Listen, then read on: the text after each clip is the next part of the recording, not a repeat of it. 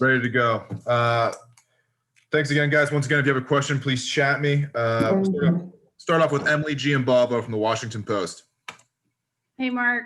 I guess first, just what does this scheduling chaos look like on your end? How much is it you guys versus as coaches versus Mark Biakowski, and how is it all coming together?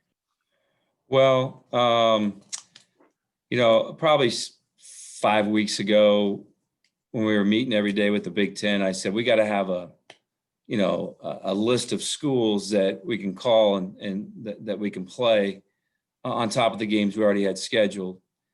And then when Townsend got canceled, we had a list, and then we talked to probably, 15, 20 schools. And we got James Madison, and the women were supposed to have a home game Saturday afternoon. We didn't want to play a doubleheader, so that's why we went on the road to James Madison. Of course, we didn't want to play at 3, but that's what worked. And the football team was supposed to play. So we if you notice, we never scheduled on the weekends to interfere with football. We always played Sunday or Friday, not Saturday games. But anyway, make a long story short, we had a list. St. Peter's was really close to playing the Saturday game here. And so then when we heard from George Mason, Coach Biakowski, already had that done probably within an hour, probably within 30 minutes after George Mason tested positive, we had the St. Peter's game. That answer everything? Yeah, I guess one thing I'm kind of curious about, maybe this isn't that interesting to anyone but me, but is it like you talking to the coaches there, or is it more of like ops guys talking to ops guys? Ops guys talking to ops guys. Yeah, Coach Biakowski, he did a great job with this. Cool. Thanks. Up next, we'll go to Daniel Oyefusi from the Baltimore Sun. Hey, Mark. Thanks for doing this. I wanted to ask, you've had 3 games canceled in about a week. Do you think that your players personally are kind of more mindful of, actions and what they do, where they go and whatnot, just given, the team situation during the summer with this own coronavirus situation? Yeah, I like to think our guys are being careful. I think they're trying to make all the right decisions. You hear guys that get it and they're like, I don't know how I got it. I think I was talking to George Mason, and, he was in his apartment, he was in practice, and he lives up by himself. So it's like, he didn't know how he got it. So, we're trying to be as diligent as we can, trying to make all the right decisions and be smart with it, wear our mask, wash our hands, wash our face, everything, we're doing everything we can to be healthy and stay safe. But our guys are mindful. Our guys want to play games. And they were really excited that we were able to reschedule these games. I thought that was big. Up next, we'll go to Andy Koska from the Washington Times. Hey, Coach. Thanks for the time tonight. I don't want to harp much on scheduling, but I'm just curious. When Mark Biakowski talks to those 15, 20 schools, what is he looking for? What's the kind of meet in the middle, I guess, for that matchup to happen?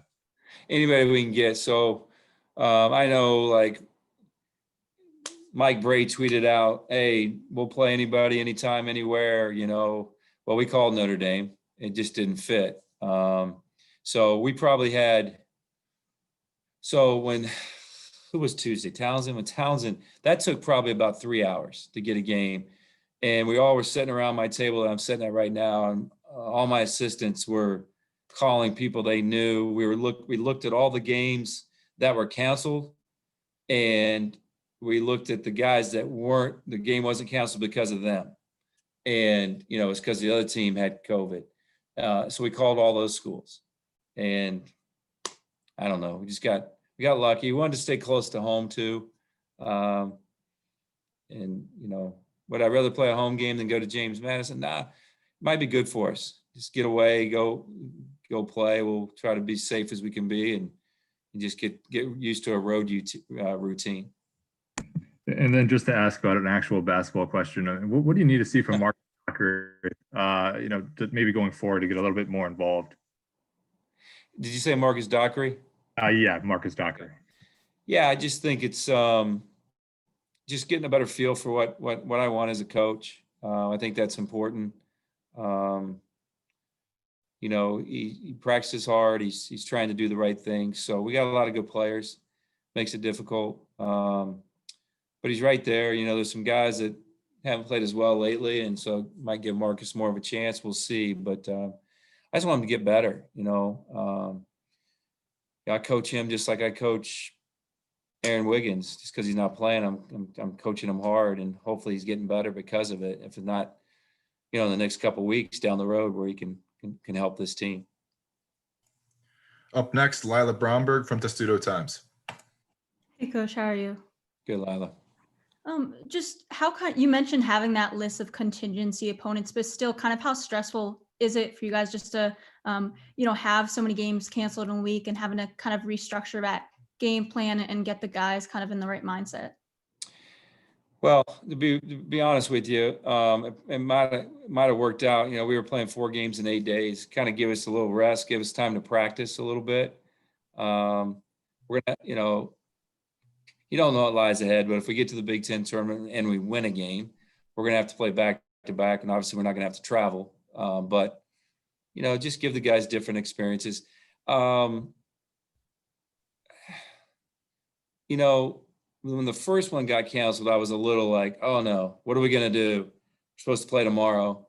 And you start looking at the schedule, and we have Friday, but then we don't play again until Wednesday. And you're like trying to just find a window to find a game. So was it stressful? Not really. And then when George Mason called, we knew we had a list of people that we'd already talked to for the Friday game. And so it was a little bit less stressful. Now, if something happens between now and tomorrow and with Saturday, we might not get a game in before Clemson, but hopefully everything just, everybody stays negative and we're able to play these games. But the players are probably upset for a second, but I told them whenever a game gets canceled, we're going to try really hard to get another opponent. So I think they're on board. I think they just kids go with the flow, man. They're resilient.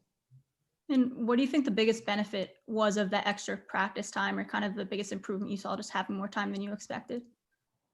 I just think the practice, we worked on a lot, and then our opponent tomorrow does things we haven't seen.